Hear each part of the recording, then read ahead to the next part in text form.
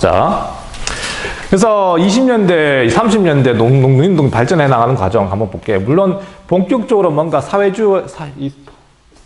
30년대입니다.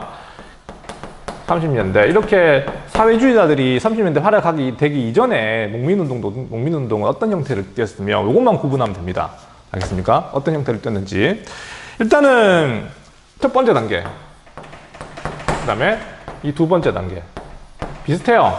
요건 이제 1920년대 20년대 농민운동은 어떤 형태를 띠고 있는지, 요건 이제 30년대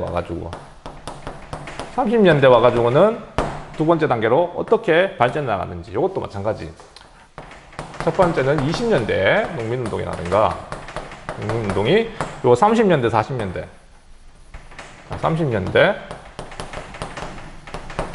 어떻게 발전해 나갔는지 이렇게 이제 정리하면 되는 거예요.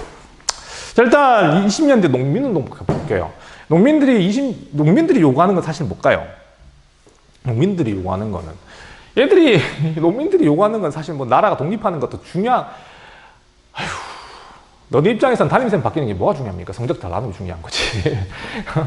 담임쌤이 아무리 그지 같아도 쌤 7반쌤이지만 아무리 그지 같아도 너네는 뭐 담임쌤이 나든 다른 사람이든 중요한 건 아니죠.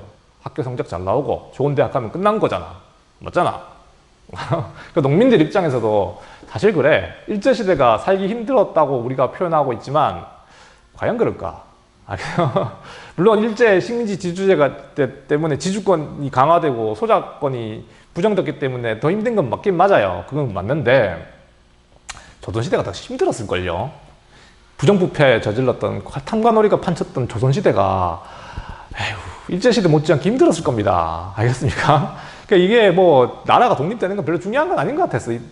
그거예요. 일반적인 백성들 입장에서 봤을 때는 그렇다고요. 알겠습니까? 근데 이때는 사실 농민들이 요구하는 건 사실 그거였어요. 소작료이나 그러니까 소작료를 낮춰주는 게 얘네들한테 더 중요한 거지. 무슨 독립이 중요합니까? 그럴 거거든. 그랬었을 거야. 내가 만나고서 인터뷰한 것도 아니고. 소작료 인하, 투쟁. 조금이라도 소작료를 좀 낮춰달라는 게 이 사람들이 요구, 제일 중요한 요구죠. 알겠습니까? 뭐 땅을 가지면 좋겠지만, 뭐 그까지는 아니더라도 소작료만 좀 낮춰주면 되는 건데, 그것도 힘들었던 거야. 그러니까 사실 이 20년대는 주로 이제 합법적이었어요. 합법적인 투쟁에서 벗어나지 못했습니다. 소작료를 낮춰달라는 게 뭐가 불법입니까? 알겠습니까? 이런 소작료 인하 투쟁이었고, 이런 대표적인 운동이 바로 뭐였냐면 1923년에 암태도라고 하는 게 있어요. 암태도 소작쟁이라고 하는 게 있었는데, 그러니까 소작료 낮춰달라는 겁니다. 그 당시 친일 지주, 그냥 악덕 지주들이 많았고, 여기서 이제 실제로 소작쟁이를 벌여가지고 이걸 이뤄낸 대표적인 사건이에요. 암태도 소작쟁이. 선생님 얼마 전에 암태도 갔다 왔습니다. 사진 보여주고 싶네. 암태도는 지금은 섬이지만, 옛날엔 섬이었지만 지금은 다리가 나졌어요. 그거 작년에 2019년에 나졌는 걸로 알고 있어요. 2019년, 작년에 나졌는지. 그거 천사대교가 뚫려가지고 이제 여기 차 타고 들어갈 수 있습니다. 옛날에 쌤 이거 박물관에서 일할 때 배 타고 간 적 있거든요. 버스를 차에 실어가지고 이렇게 막 그쪽에 찾아다니는 박물관이라고, 국립중앙박물관. 알겠습니까? 뭐 그런, 거기 이랬었거든요. 국립중앙박물관에서 찾아가는 박물관 해가지고 섬 지역에 막 우리 유물도 막 보여주고 체험학을 출동하고 막 했던 아주 소시적 기억이 생각나네요. 하여튼, 암태도 소작쟁이는 바로 소작료 인하 투쟁이었고, 성공했던 대표적인 사례입니다. 알겠습니까? 그 말고, 서산농장 소작쟁이, 이건 중요한 게 아니고, 이게 몇 년도였지? 이것도 기억이 안 난다. 이게 뭐, 서산농장 소작쟁의, 이런 것도 마찬가지. 이제 전부 다 소작료를 낮춰달라는 그런 운동에 불과했다고요. 알겠습니까? 독립운동 이런 거 아닙니다. 알겠습니까? 일제 저항하고 막 독립하자 이게 아니고. 그런데 중요한 건 30년대가 바뀌게 되는 거예요.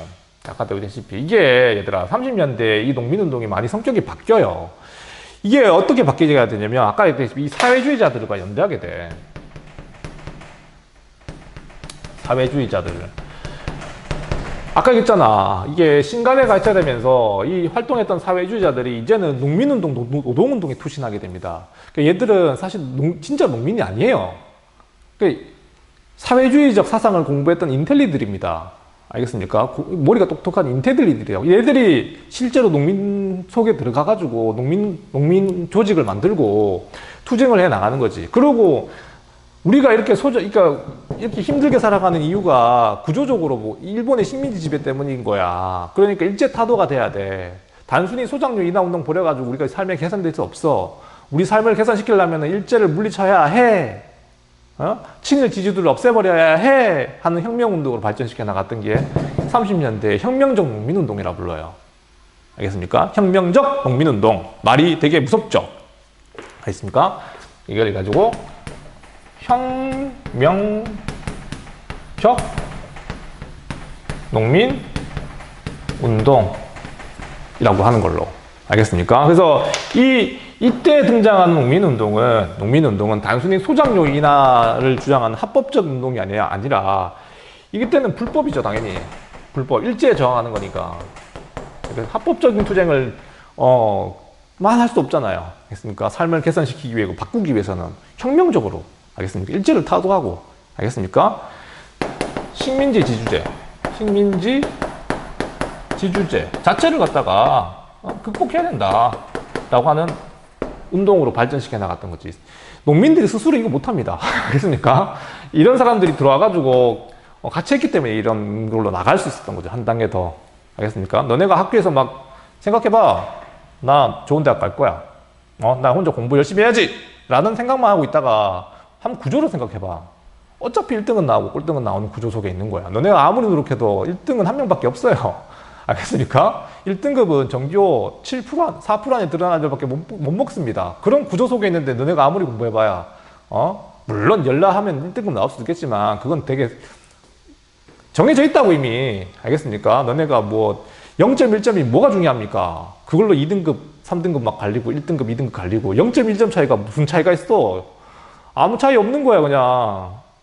그런 구조 속에서 있으면서 지금, 이런 견해를 벌이는 게 너무 불합리하지 않니? 그러니까 구조를 없애버려야 돼. 라고 나면 너네 더 발전된 거죠. 알겠습니까? 농민운동은 쉬워요. 노동운동도 똑같은 레파토리야. 그러니까 이 사람들도 마찬가지. 1920년대 얘네들이 뭐 독립하는 게 뭐가 중요합니까? 알겠습니까? 중요한 거는 일단은 20년대 노동운동이 활발할 수는 없었어, 사실은. 왜냐면 그러니까 이게 아직까지는 산업화가 많이 안 됐잖아. 노동자 수가 많지도 않았습니다. 알겠습니까? 일단은 아직까지는 노동운동이 약해요. 그러니까 아직은 노동자 수가 아직까지는 부족하죠. 부족하니까 이 사람들이 대다수를 이루지 못하니까 활발하지는 못해요. 그러니까 주로 이때 이제 했던 그 방향 자체는 처우 개선이죠. 처우 개선. 임금 인상 이런 것들이 이제 주요 그 의제였지. 당연한 거 아닙니까? 알겠습니까? 내가 일하고 있는 이 광산이나 그다음에 이 공장이 너무 위험한데 어떻게, 그리고 돈도 제대로 안 주고 이러면은 그게 불만인 거죠. 그러니까 이게 이런 식이었다가 30년대가 되면은 똑같습니다. 주로 이제 이때 사회주의자들이 노동운동에 투신하게 되면서, 헌신하게 되면서 이 노동운동의 방향이 바뀌는 거죠. 이것도 뭐라 부르냐면 혁명적 하나 빼먹었다 했으면 미안하다. 노동운동으로 바뀐 거예요. 그러니까 쌤이 하나 빼먹은 게 있는데 1920년대 대표적인 노동운동 하나가 있어요. 이게 1929년에 일어났었던 거야. 1929년에 뭐냐면 원산 총파업. 알겠습니까? 이 책에 이거 되게 중요하게 적어놨을 거예요. 원산 총파업. 원산 총파업은 이게 원산에서 일어난 거야. 당연한 거죠. 그러니까 원산에서 일어났는데 이게 그렇잖아. 이 원산에 너네 나중에 한번 사진 한 번 볼 테니까 이 일제가 이 한반도 북부 지역을 크게 개발하거든요. 개발했었고 거기 이제 원산이 이제 막 공장들이 많이 들어섰어요. 근데 이 당시 이제 일제가 이걸 경영하는 방식이 있어가지고 당연히 조선인 노동자들을 갖다 어떻게 취급했겠어요. 우리 군함도라고 하는 것도 봤지만 영화 봤지만 굉장히 차별하고 정말 그냥 열악하게 취급합니다. 알겠습니까? 막 때리고 알겠습니까? 폭력을 행사하고 이제 그게 계기가 돼서 일어났던 게 원산 총파업입니다. 그러니까 중요한 거는 이 노동자들이 일으킨 이 파업에 조선에서 많은 사람들이 같이 동참해 줬었어요. 그래서 원산 총파업은 교과서에서 나오는 거야. 그러니까 일본인과 조선인의 차별, 그 다음에 말도 안 되는 어떤 그 대우 방식, 알겠습니까? 노동 환경 이런 것들이 이제 원산 총파업이 일어났던 배경이었고 20년대를 대표하는 이 노동운동이었습니다. 알겠습니까? 자, 그랬었고 아까 들으시피 이게 30년대가 되면은 사회주의자와 연대해가지고 더 혁명적인 방법으로, 혁명적이라고 하는 거는 구조를 말하는 거죠. 구조를 바꾸는 방식으로. 이것도 마찬가지. 이 혁명적 노동운동이 뭐 어떤 걸 얘기하는 걸까? 어떤 걸 얘기하는 걸까? 당연하지. 우리가 노동자들이 이렇게 열악한 환경에서 살고 있는 거는 단순히 뭐 공장주의 어떤 사고방식의 문제가 아니라 어떤 겁니까? 일본이 우리를 지배하고 있는 이 구조적인 문제. 알겠습니까? 일본이 조선을 지배하면서 조선인에 대한 차별을 조작하고 놔두고 있는 이런 구조적인 어떤 식민지적 상황, 이걸 갖다 극복해야 된다는 거. 일본 자본가들을 몰아내고 평등한 세상 만들어야 된다는 거.